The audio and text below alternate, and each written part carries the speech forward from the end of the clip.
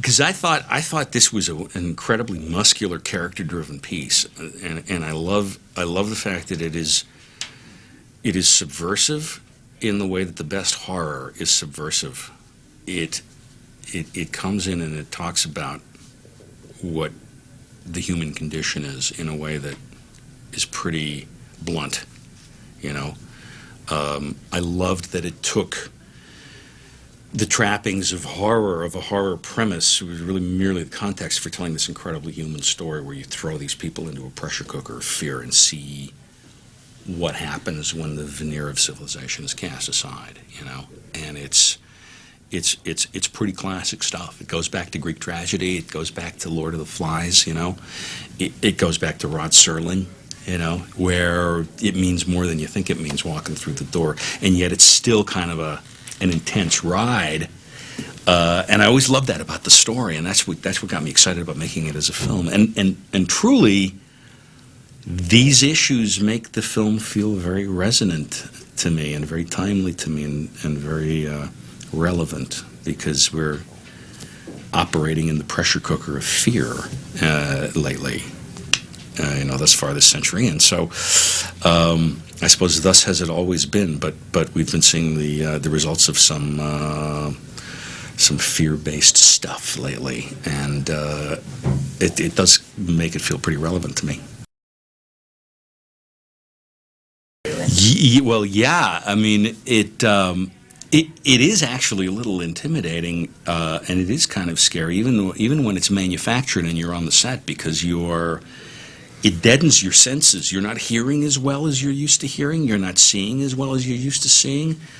In a way that the film and the lens actually records more of an image than your eye sees, you know, when you're there. And so you're never quite certain of where you're walking, and something can pop out of the mist at you like a fellow crew member. And I was like, you know, it's a very interesting environment to work in from that standpoint. And I think it's kind of a wonderful metaphor, because, I mean, isn't humanity kind of grappling for clarity, but we're surrounded by this fog of our own, you know, limited perceptions. It's kind of, not to sound too pretentious or airy-fairy about it, but I think it makes for a really potent metaphor. Again, going back to Steve King's story, it's loaded with that kind of thing, with that kind of potent and muscular story metaphor. He is the master of that sort of thing, you know.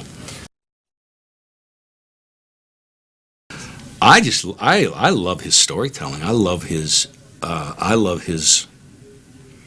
ability to twist genre conventions into something that's very timeless and mainstream storytelling. Indeed, that's why he's been such a revolutionary figure in literature, because, as I've said before, you know, you never saw people's grannies reading horror stories in the airport before Stephen King came along. And after he came along, boy, you see them, you know, powering down those. So he took this kind of niche literary niche, and he made it. It's still a great niche, but it's a much greater niche. It's a much more mainstream, much more accepted niche. I think it's the most potent kind of storytelling.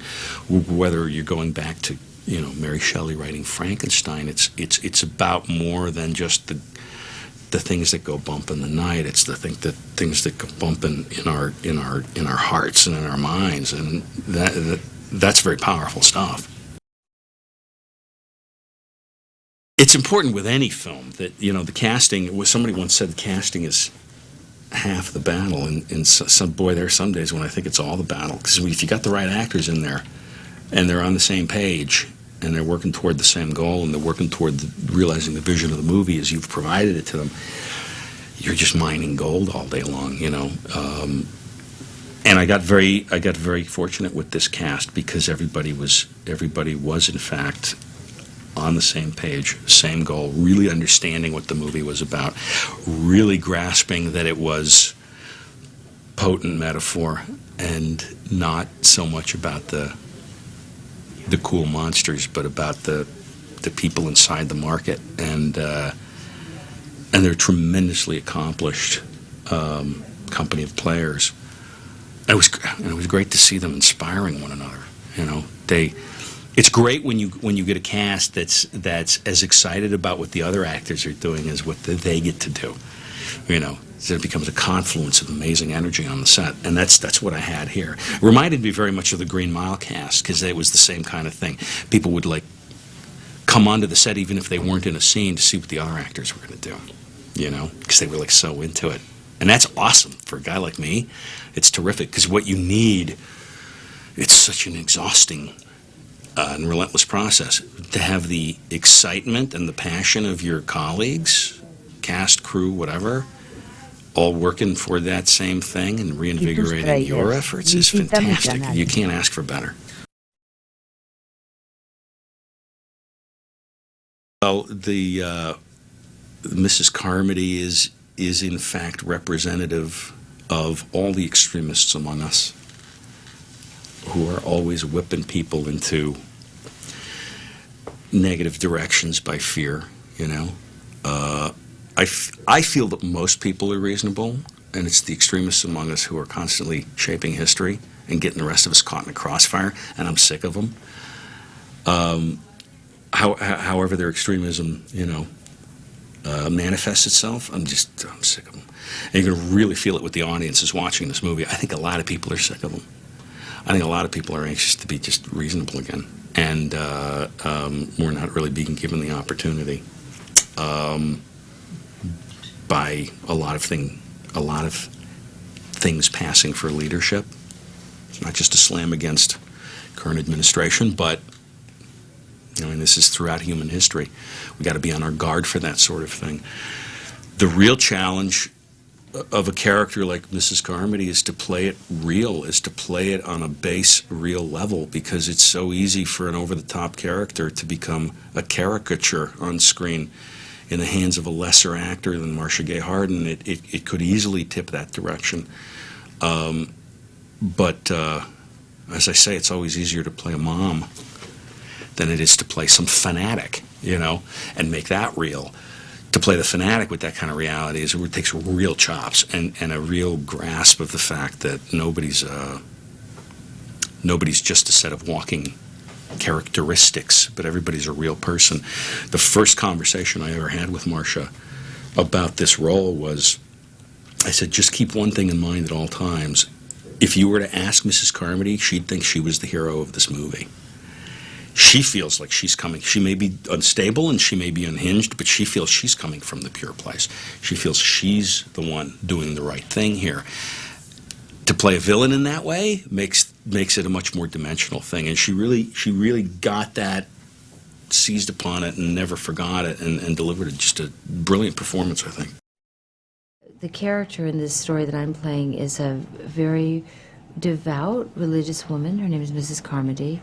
And she is a bit timid when you meet her in the beginning, not prepared to handle this exterior crisis at all. When I first read the film, you know, it's a Stephen King movie, but I thought, oh, it's a bug movie. But what's fascinating about the film is that it's really a crisis movie of what happens inside this store. And in the store are all the people who think the New Orleans Dome, in a way, where something horrible is happening outside the world, and how do you behave in the inside the world of the store, the few survivors. And there are different camps. And there's the camp of, you know, logic, let's just go out and find help. There's the camp of let's hunker down and kind of see what's going on. And she's the camp, she's very religious, that it's the end of the world, which I thought was perfectly fine for her. I felt like, why wouldn't you think that? And anybody who walks in here and goes, oh, I don't know, I think the end of the world. I think, what else would you think, really? There's bugs outside the window, monsters outside the window eating you and eating everybody, and there's no communication with the outside world. I mean, there's dinosaurs outside the window. You think it's a science experiment? You would think it's in the Bible, it's in Nostradamus, it's in all this great prophecy that's been written over time. We're here. It's done. Global warming, forget it. We're here. And so that wasn't crazy about her at all to me, even though people laughed at her and called her the town kook. You know, I thought they were just being mean. But in the end, she is ultimately divisive. You know, she's ultimately of what is typical of a fear-based mentality, which is us against them. Quick, let me save me before you, or even at the expense of you. And that was what was scary about her.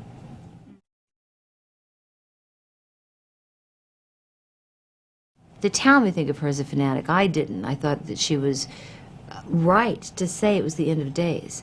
It's just an opinion. And I would have that same opinion. And I'm not a, quote, religious type person. I'm telling you, if there were monsters outside the window, I would think it was the end of the world. So how she goes from being that person who is trying to warn people is she gets the idea that if she saves somebody, that she'll sit in the lap of God. So she's that fearful that she's trying to justify an afterlife experience, right? And then a certain number of things happen, and she's also divisive anyway. I mean, she's not the nicest person in the world, fear-based. But then some things happen, and she is justified and affirmed that she is receiving power from God. And power corrupts, we know that. And the more power she gets and the more people follow her, the more sexual she becomes, and the more she wields her, anger and her control to save herself. It's all about saving herself. She'd sacrifice every single person in that store to save herself, and she would.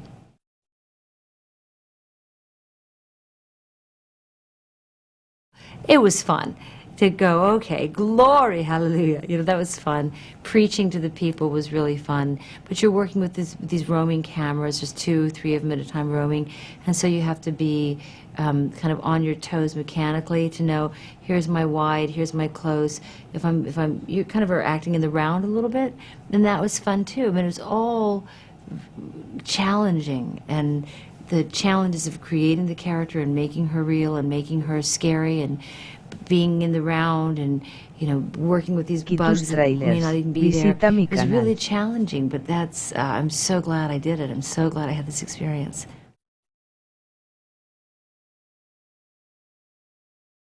Frank's a ringmaster, I'll tell you that, and when he gets in the middle and metaphorically cracks his whip, everybody jumps, but he makes it fun. He's leading us in this really wonderful, fun way. He's like a Pied Piper, but he's a ringmaster doing it, and he's loud, and everybody hears him all the time, and everybody's on set all the time, and he's incredibly enthusiastic, so you want to follow with him. I think Frank's interested in the human story, and I think he's like some kid, the teenager is still alive in him, so he's like, oh, cool, totally awesome, talking about gore and goo and things that I could care less about. It's cool to him, but the human story, he's such a smart man, and while all that cool, awesome goo, he gets that what's scarier is the capacity for one human being to be cruel or atrocious to another, and to justify it in the name of religion, politics, country, economy, in that we commit atrocities and justify them all the time, and still wear our banners and our badges of being good people, good Christian, good this, good that.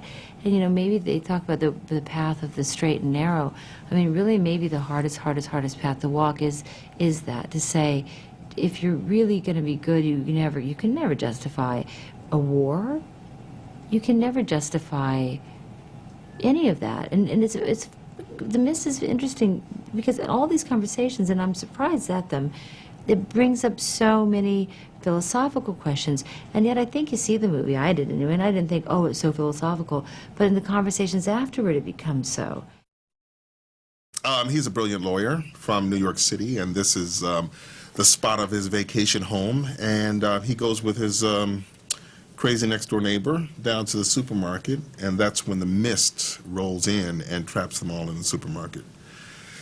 Comes a point where Brent's afraid like everyone else, but it's really time to leave the supermarket, After you've been there for 5 or 6 hours, it's, Brent really, in my mind, takes only Brent does only the reasonable thing, in these extraordinary circumstances. He's one of the sane ones, It's time to escape and hopefully find some sort of rescue. I don't know what's going on, but it can't possibly be what you guys are telling me. You know what I mean? This must be some gag. this must be some hoax because, you know, I mean, we left monsters behind when we were 5 years old. You know what I mean? The boogeyman isn't around. So this thing is unexplained in my mind, but it can't possibly be what people are saying it is. They do. The townies resent the out-of-towners, you know, and vice versa, but that's a very common sort of human experience. I think everyone's desperate to, no, not desperate. Everyone comes up with reasons why things are as they are, you know? So I take an ordinary fact, which is the townies' resentment of the out-of-towners, and I use that as part of the explanation for why things must be as they are. Frank's very good, and he has a real gift for adapting Stephen King's novels. Shawshank and The Green Mile are superb films. After reading the novella, The Mist, and reading the adaptation of The Mist, and seeing that they are in spirit closely joined, I just really want to be a part of this. And there are no bad roles in a Stephen King film because they're so, I almost said ensemble-ish, but there are so many excellent roles in the ensemble. There are no bad parts, you know. And I think back to Shawshank and Green Mile. I mean, where's the bad part in either, in any of those films, you know? Well, fear will make you do wacky things. I mean, fear will make you give away all the things that are precious to you. Fear will make you betray your ideals. Fear will do a lot of things to you, you know what I mean? But this is a film that's hard to sort of translate to a political or a social realm because in this film, there's limits to every response. There's no escape from the mist. There's a limit to sane responses. You know, we walk out into the mist. It's a very reasonable response, and we get our heads chopped off, you know? And you can stay here, and you can believe in appeasing an angry God, and you're going to run into a whole bunch of trouble inside the supermarket. There's no escape from the mist. I don't know. It's magic. I mean, a lot of other Stephen King adaptations have not been nearly as successful, you know.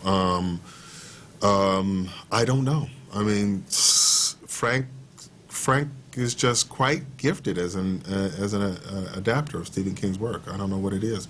Even Stephen King would find it hard to make a film script. You know what I mean? Because in a certain place, the screenwriter has to slay the novelist in order to translate it from one genre to another. So it's very hard for a novelist to write a good screenplay, and, you know, vice versa. They're just different media. I'm Billy, the son of David Drayton. David Drayton, yeah. And Billy is sort of a person who's happy when other people are happy, sad when other people are sad, and, you know, angry when other people are angry, scared when other people are scared. And he's sort of like me, who's, you know, who's happy when you're supposed to, you know. And that's... He's a normal kid. Yeah, normal kid. Amanda's just a real person. She's a third grade teacher, teaches special ed. She's new to town. And her backstory, her husband's not really around, travels a lot. She never had any kids. And so she finds herself in this new town, hardly knows anybody. The storm unfolds, and she kind of becomes like a surrogate protector slash mom, and a support for the main character, David Drayton. Well, you know, everybody has a different style. What's so great about Frank is that he spends so much time casting his films, and when he chooses people, he really trusts what they have to offer or give or whatever that innate quality is with themselves. And he really lets you fly. Didn't you find like we were really able to fly, and then he'd go, yeah. Okay, and he'd say one little thing, and then we'd fly again. But there was a lot of freedom in terms of, you know, finding it and exploring the moments. I just think that Stephen King and Frank Darabont have this amazing kinship. Like, they really speak a similar language because Frank is able to adapt his work so well. Well, I just think about what would Billy do at a time like this? What would I do at a time like this? If this was real, what would I do if this was happening? What would I say to my dad if he went somewhere else and I had to stay here? I would try to, take care of him and support, help him not to go over there, just to stay here with me. Well, I think that's what makes this film so special, is that it's really a morality tale, where are the real monsters?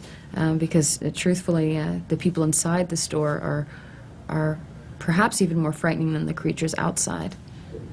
Yeah, they're pretty scary.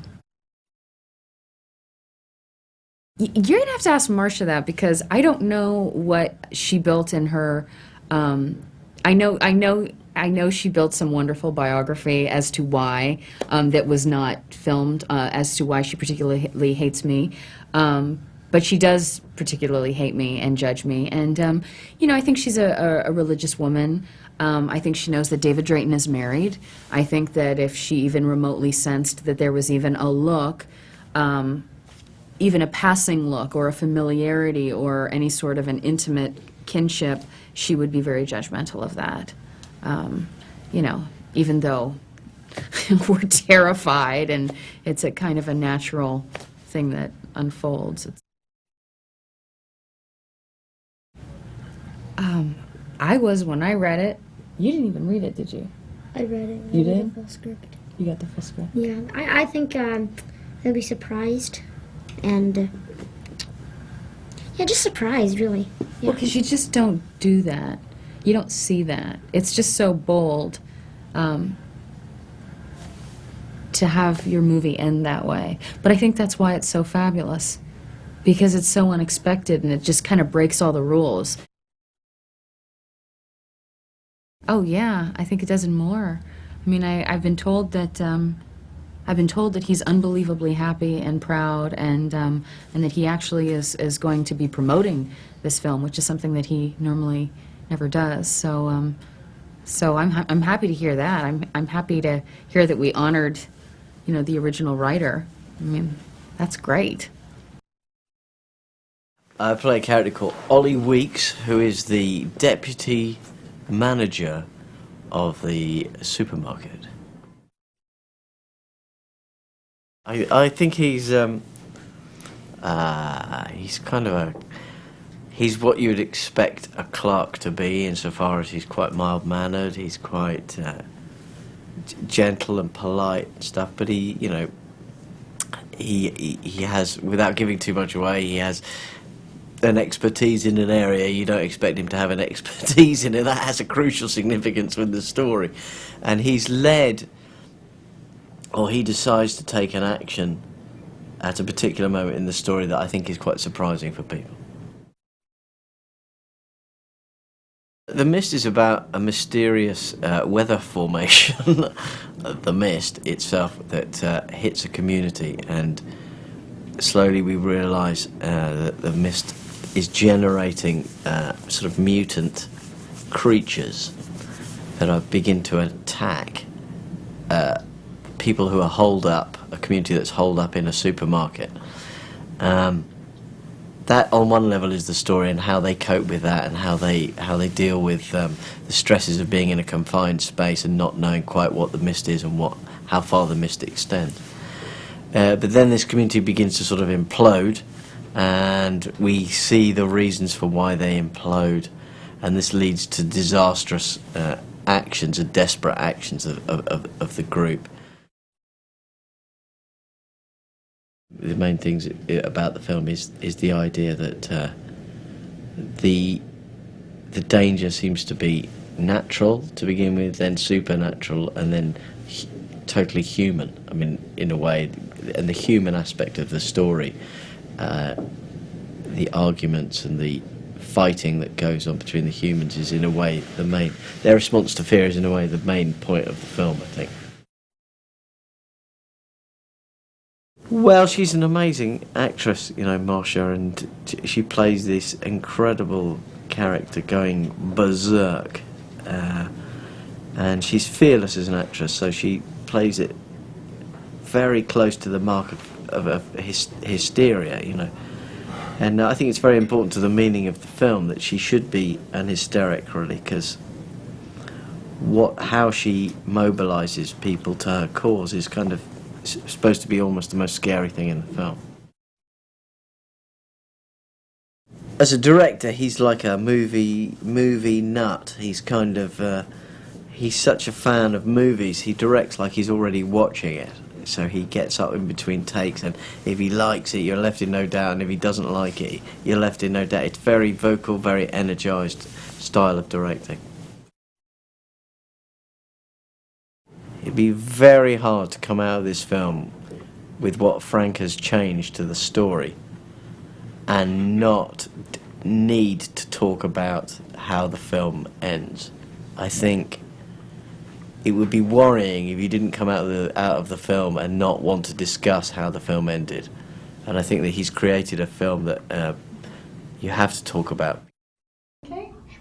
All right, cool. Because being angry about it is a great reaction, because that was the intention. I think film is at its most valid, at its best, is a reflection of what the filmmaker is feeling and thinking. And I've been feeling a lot of anger and a lot of rage at the world lately, and I was able to channel it into what appears to be a pretty simple monster movie with some really cool creatures in it, but that's really not what the movie's about. There's this whole layer of Frank is pissed and expressing his rage and his pessimism for once in a film. A little bit about how those come out throughout the film? Or do you Oh, yeah, well, hey, you know, reasonable human behavior is reflected sometimes in the worst circumstances. Shawshank Redemption is a great example of that. That's the optimistic Frank making a movie. Human behavior sometimes expresses itself completely differently under duress. And that's the pessimistic Frank. That's the guy who made The Mist. And I feel like our culture and our society, particularly in this country so far this century, has been doing every wrong, stupid, hateful thing there is to do, simply because a lot of people got really scared. Toss them into a pressure cooker of fear and terror and paranoia and unreason, and you see what happens. And that's what I really love about Stephen King's story. It's what I've always loved about it.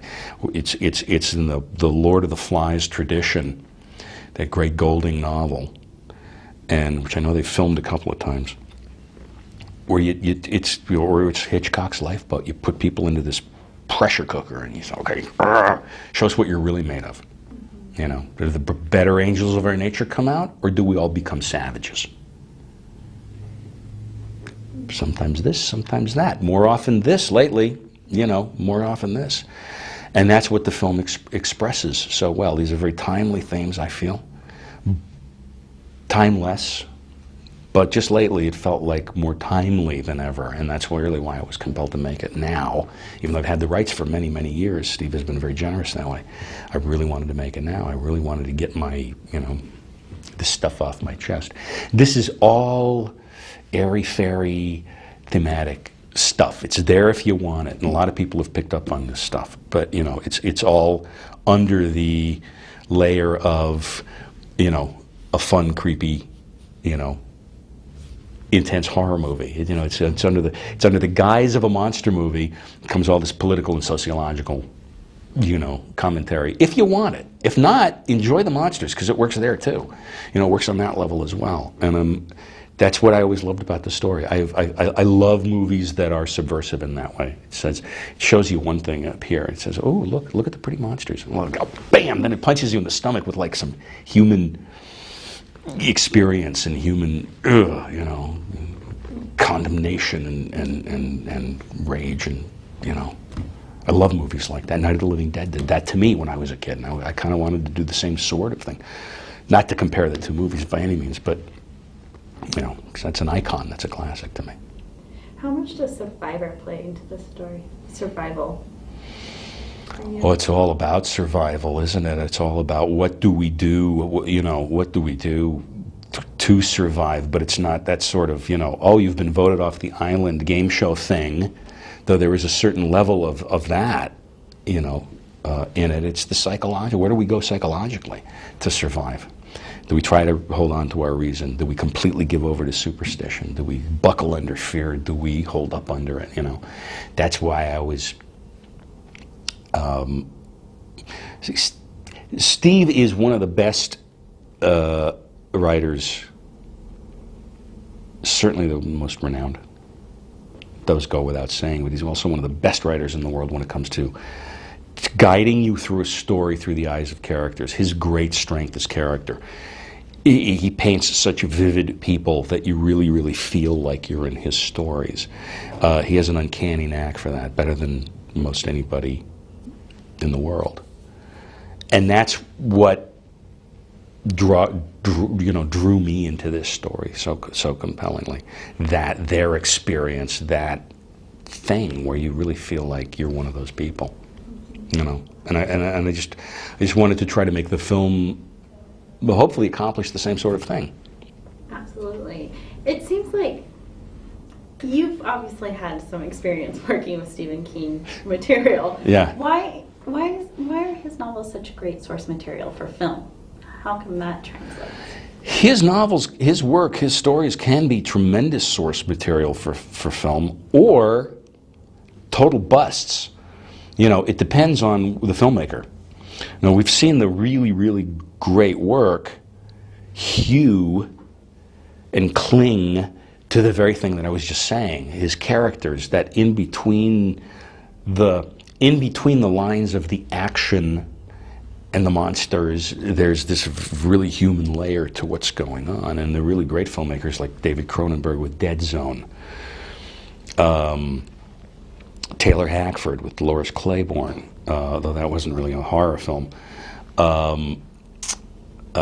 You know, Rob Reiner with Misery and with Stand By Me. You know, those movies, they didn't forget that Steve's main strength is character. That's really the story that they're telling, and everything else is just sort of decoration. The films that don't work, and we all know what they are, and I'm not going to be rude and ungentlemanly and name them, but the ones that don't work, it takes sort of a simplistic approach, and they think really what it's about is the fur and the fangs and that's the decoration. You make a movie just out of decoration, you don't really have much. But if you can really cling to what Steve does best, he's a really humanistic, muscular storyteller. If you're paying attention to that, chances are your movie's going to work, you know, because there's nobody better than Steve. And then as a filmmaker, how much creative freedom do you have once you... How much creative freedom working with Steve? Yeah. Endless creative freedom, because he's an amazing, well, for one thing, he's a great friend, but he's also an amazing, he has this philosophical viewpoint, which he feels that the filmmaker needs, maybe it's enough rope to hang himself, possibly. The filmmaker needs, obviously, the freedom to be in charge of the film. You know, so it's not like Steve's ever like trying to control that process once it's in my hands, you know, because he's an artist himself, because he's a creator himself, and he needs the freedom to create his story the way he sees fit. He understands that a filmmaker needs the same, and sometimes the results have been much to his, you know, liking with the films that have been made of his work, and sometimes not. You know, he's experienced those disappointments too. It's well known that he's not a big fan of The Shining. And I can see why, because Kubrick missed. It's kind of a brilliant Kubrick movie, but it's not a very good Stephen King story. He missed that character stuff, you know. But Steve is very zen about that, and he's very trusting toward me. And you know, when I adapt his work, I write the screenplay, I send it to him. And I say, what do you think? And he reads the script and he says, I really like it. Good luck with the shoot. Let me know when the premiere is. Sometimes I have to actually solicit specifics from him. And like The Mist, for example, was an unexpected and somewhat radical left turn at the end of the movie from his material. And I said, I'm glad you like it, Steve, but let's specifically discuss that ending. I want to make sure that this is not, you know, that this is not I'm welcome. I want to make sure this meets with your approval. I'm taking a bit of a liberty here. It is based on something that Steve had written in the story.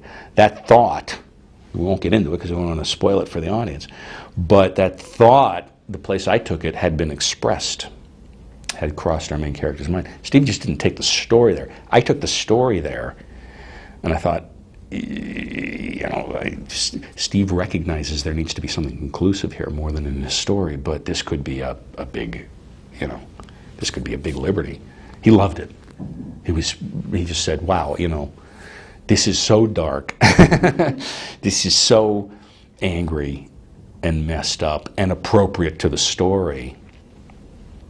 He said, he sent me an email and he said he wished he'd thought of it because he would have done it himself in the story had it occurred to him. And I thought, okay, great, good. I have Stephen King's proxy. I have his approval. I know I'm on solid ground. And I knew some people would love that, and I knew some people would hate that ending. I knew it would make some people angry. I knew it would, make some people go, yes, of course, this is where we're headed. I thought, that means you can't be angry about it. yeah, but that's wonderful. It's wonderful. Your response is a wonderful response because it wasn't. I've never really, made any movie to try and please everybody. Your greatest hope is that people will feel something, even if what the movie causes is anger or resentment. I've seen movies where I go, oh, that son of a bitch, I can't believe that filmmaker did that and the other, but I love it for that reason because it really made me feel something, That kind of response is very welcome. Maybe because I'm nuts. It's possible. Now, this was Marcia Gay Harden's first horror-type film, correct? Oh, yes, it was, yeah. Why her as Mrs. Carmody? Why her? And by the way, let's just pause and thank the universe that Marcia Gay Harden came and did this film, because to play, boy, and I've had this experience before, particularly in The Green Mile, because there were a few extreme characters there, like Sam Rockwell as Wild Bill. To play an extreme character like that, kind of a potentially very over-the-top character, you really, really need a great actor. I mean, a great actor who can deliver the character on that level, but completely pin it to reality, so you really feel like you're watching a real person and not some big cardboard cutout caricature. And she's one of those actors who has those chops, and I knew I would be in great hands with her playing this part because of that amazing facility she has to be real. And we were going down the lists of all the actresses who A, were available, and B, might be able to do the role, and she's the name that really jumped out. She's the name that really jumped out at us. I thought, I'm going to believe her. I'm going to believe her on screen. And what's really interesting is, boy, the audience really does believe her. They get so mad at her. Talk about getting angry. The audience gets furious with this woman. And I think it's probably because in this country, we're a little tired of the extremists anyway. So extreme points of view are starting to wear out their welcome, is my hope. I was fascinated by how deeply resentful the audience became toward her so quickly. And I think that's probably the tone, the temperature of the culture, where we are now as a nation. Because, yeah, what she's doing on screen is justifies that reaction, but not as immediately as that reaction came from the audience. It's like, oh, another one of those people, and they were just so invested in seeing her fail. And that was again, it's kind of a thrill for me. There was a time when you're like, yeah, exactly. Exactly. And then what were some of the qualities you were looking in when you were casting David, Thomas Jane's character? I wanted casting David, who's he's the reasonable guy at the core of this whole story. I mean, you know, you have to see insanity happening through the eyes of a reasonable man or group of reasonable people at the core of it. I wanted just a regular guy, somebody who could really play, has star quality, but could really play every man. And I always felt Tom had that ability. And I've known Tom for some years now. We became very good friends actually making the movie, which was great. But I'd known him, not just his work, but known him socially a little bit before then. When I was writing the script, he started knocking on my door, you know, he started knocking on my head. And I had the exact same experience with Green Mile. When I was writing Green Mile, I had Tom Hanks doing that, you know. And I'm like, okay. So I sent it to Tom Hanks, and he said yes right away. And I thought, well, maybe history will repeat. So I sent The Mist to Tom Shane. He read it and said, are you kidding? When do we start? So it was really that simple to get Tom, you know, into the film. That's great. Are you getting thrown out? Well, we're not getting thrown out, but you have to stay on the schedule. Yeah, I really But do. it's been a pleasure. Thank you. So It much. really has been.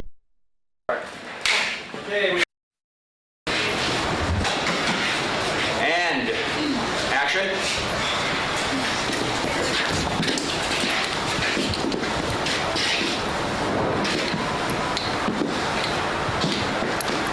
What the hell is that?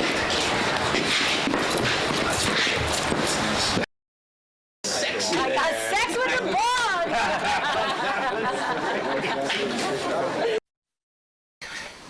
My keys.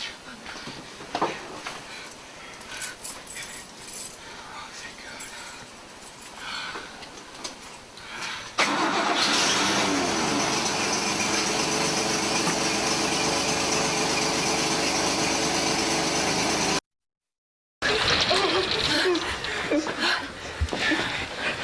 Now do you believe?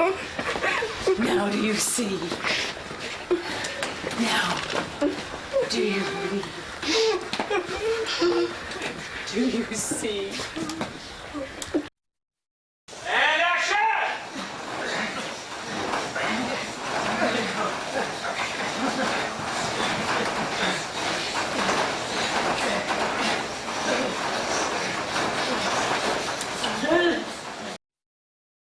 And action! You know, so this, boom, this kind of thing, fellas, would be great. Sing another one, come in, sing Ollie, boom, blast that one. Would be fantastic.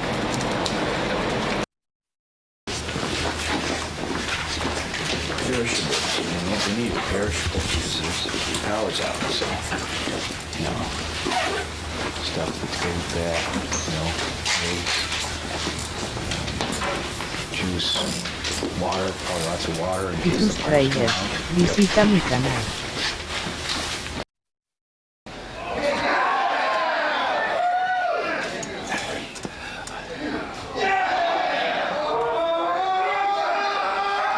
And cut.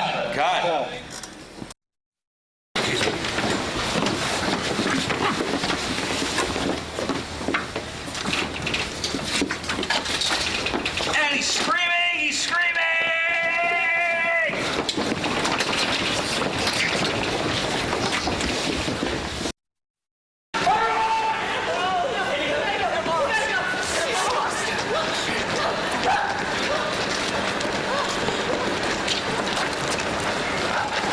You see it in the sky, it reaches down. And you're gonna go this way, and what you see, I've cheated this here, this for that. What you're gonna say, we already shot your POV.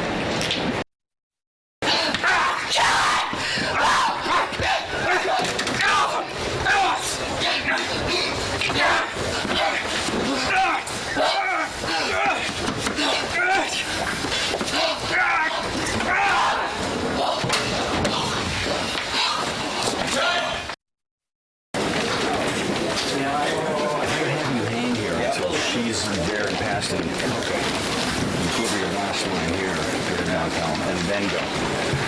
No, it's hard. I'll do it. But it's hard for me to sort of figure out why to hang out here with Ollie. I mean, I think the lines want to happen very fast, and it feels pretty natural. I mean, it looks pretty natural. I don't know how it feels, but good morning, Mrs. Carmi. Somebody said have your shoulder.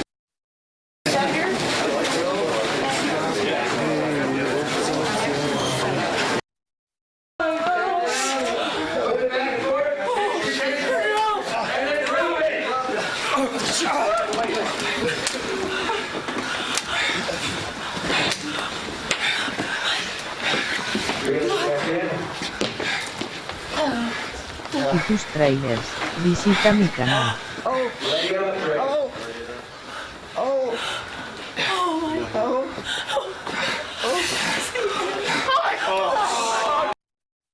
Now do you believe?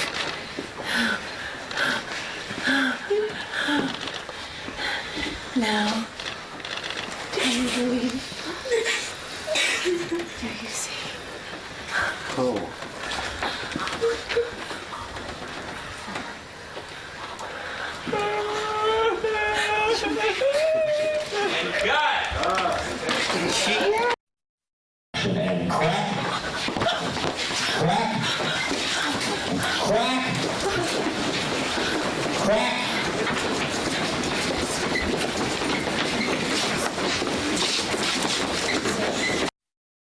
Because I'm not sure Ollie would be particularly in any position to know this.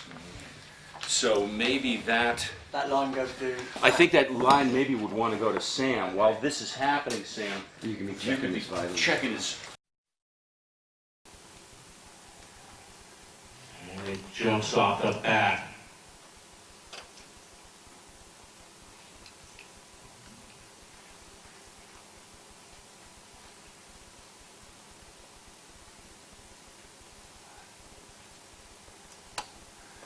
And he starts the car.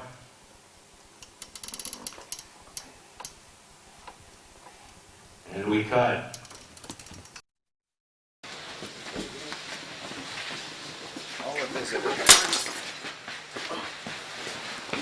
Come on.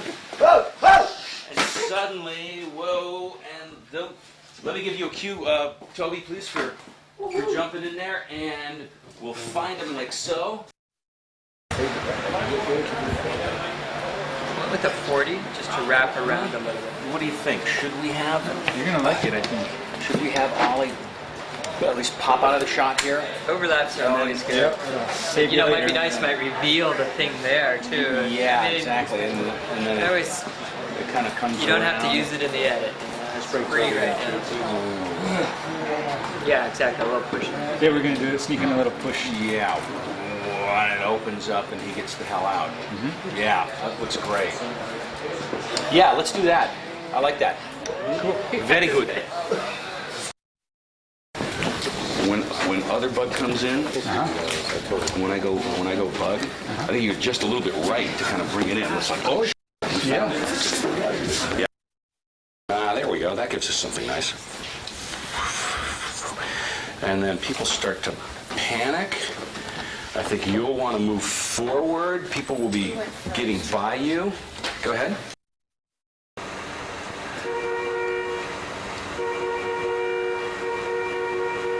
And the screams die. The screams die.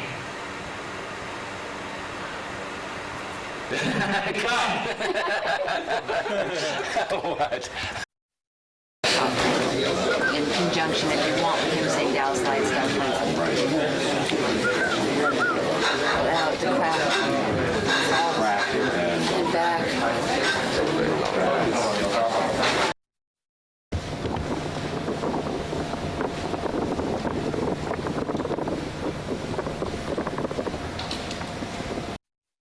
Be on the mark. Set. Action.